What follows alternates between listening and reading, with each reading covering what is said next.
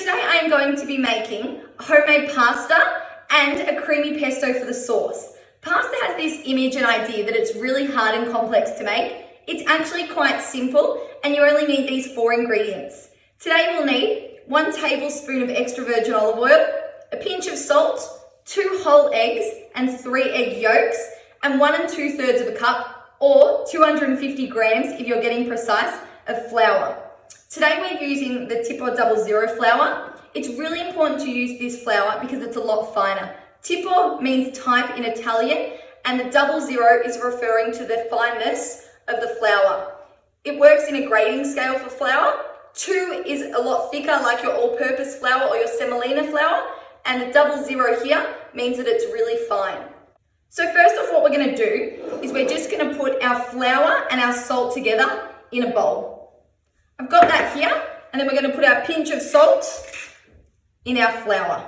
Going to give that a stir so it all binds together here.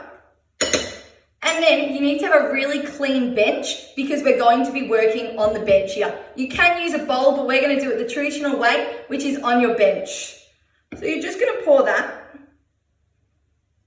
in a heaped mound on your bench. And with the back of a spoon, you're going to create a well in the center. This is going to catch all your liquid ingredients. To this, we're going to add our liquid ingredients. So we've got our eggs that we're going to crack.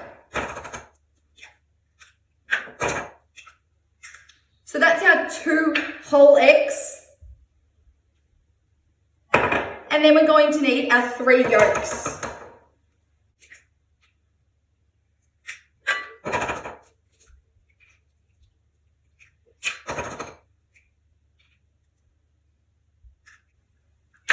You can save this egg white if you want, and you can use that for meringues or something down the track.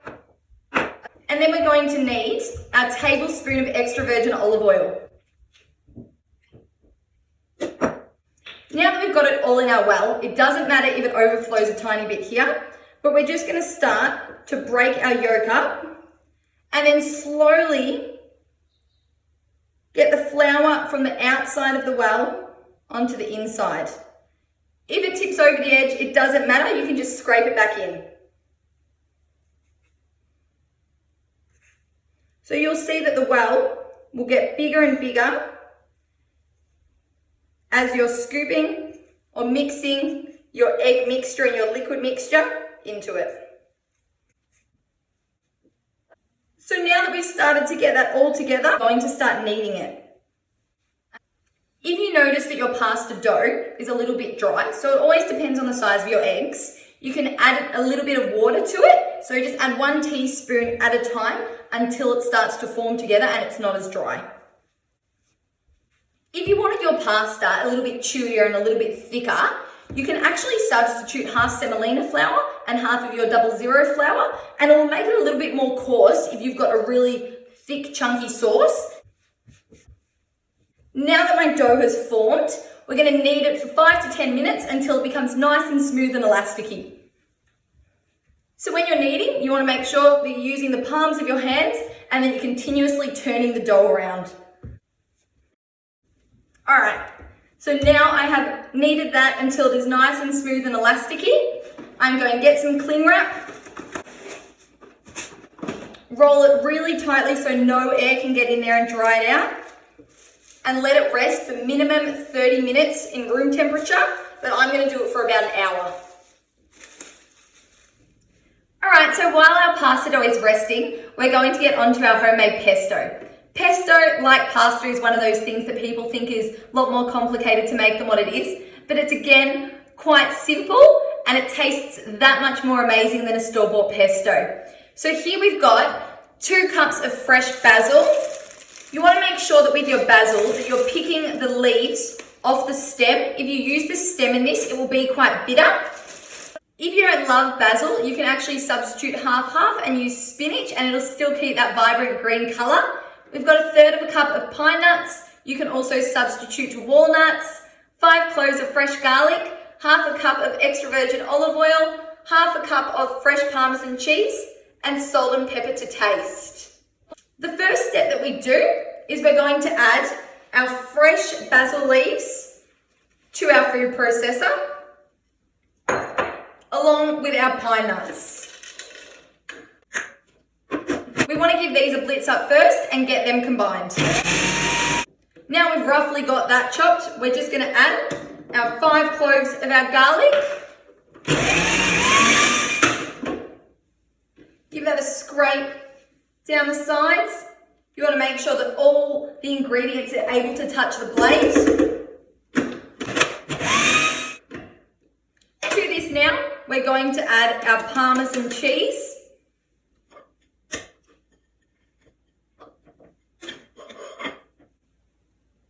Our salt and pepper.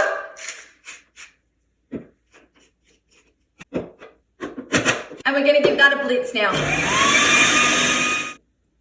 Now it's time to slowly add your olive oil. I'm going to pour this in a measuring cup first so I don't spill it everywhere. And then as this blitzes away, you're going to slowly pour in your oil.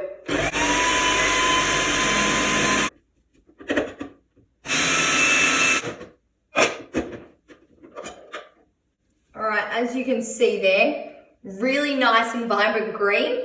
And that's the most amazing thing about making fresh pesto is there hasn't been any air that's been able to make it all dark and not as nice and bright there. So that'll be delicious with our homemade pasta.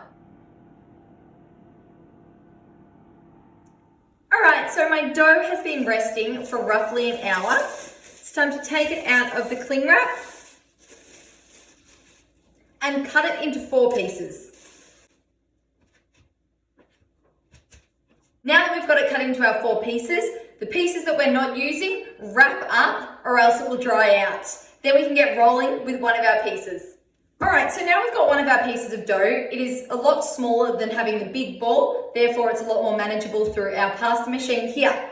What you want to do with your pasta machine is you want to make sure that you are starting it on the thickest setting. Alright, so usually for a pasta machine that will be number 1, and then the higher the number gets, the thinner that the pasta will roll out. So I'm just going to start just pressing mine down so it is slightly thinner. I'm going to slowly roll it through the pasta machine and feed it out the other end. You don't want to pull it, you just want to let the machine push it through. Then with our sheet, we're actually going to fold it like we would a piece of paper in 3 pieces. So this is called laminating your pasta. Then we're going to bring it through again. Now we've got our pasta rolled out, we're going to bring it through again and then we're going to change the setting so we're making it finer and finer.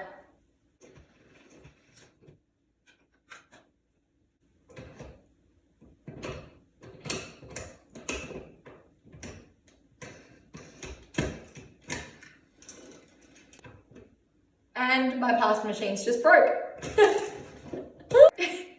We are going to go to plan number 2, and we're going to hand roll our pasta.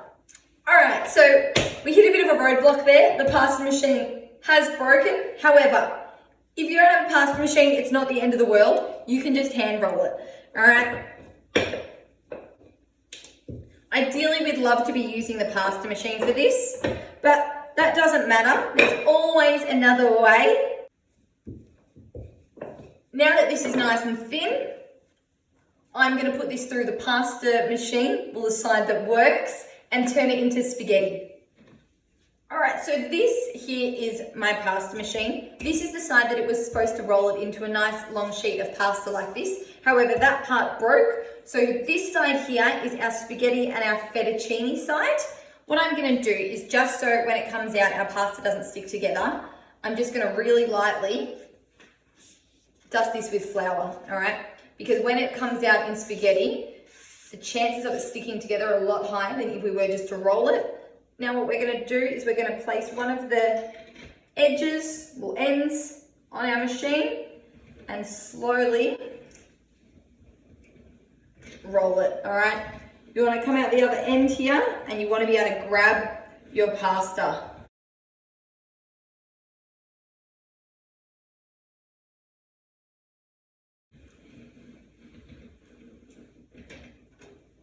So there is our spaghetti. What I'm going to do is just with the remaining flour here, I'm just going to really lightly toss this so it doesn't stick together. Now I'm going to repeat the process with the rest of my pasta. And then we're gonna get it into our nice pesto sauce that we've made after we've cooked it. All right, so I've got my pasta water boiling here with a fairly generous amount of salt. Now it's time to cook our pasta. Remember, this is fresh pasta. This is not your store-bought dried pasta. This will take roughly 1 to 3 minutes, depending on how thick or thin you've got it. But the supermarket one will take about 12-ish minutes, depending on the brand. So once you put it in here, you need to be ready, have your colander ready so you can drain it. And in that 1 to 3 minutes, I'm just gonna add a little bit of cream with my pesto. So I've got a creamy pesto sauce. Gonna make sure that you just quickly move it around with your tongs so it doesn't stick together. And then I'm going to turn on this back stove here. A little bit of my pesto. Add a dollop of cream. Now that that's done, I'm just going to turn this off the heat and check on our pasta. So to check on your pasta, just give it a taste test. That's ready.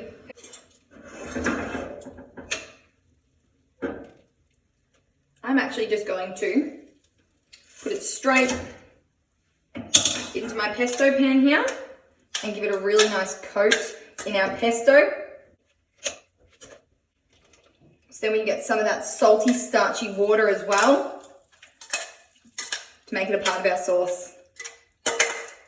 All right, now I'm just going to serve this in a bowl and we're good to go.